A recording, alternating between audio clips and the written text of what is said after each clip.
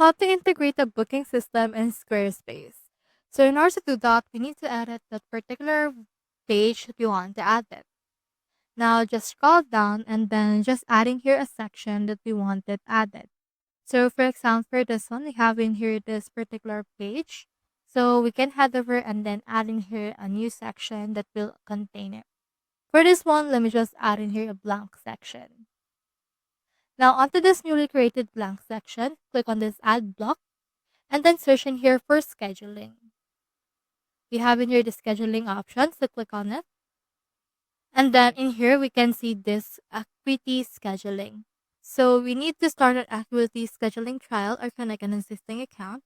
So what you can do is you can just head over and then connect your activity scheduling and it shall be added on your Squarespace. Take note that you need to have a plan in order to actually use this activity scheduling for your members. So that's how you integrate the booking system in Squarespace. Hope you helped.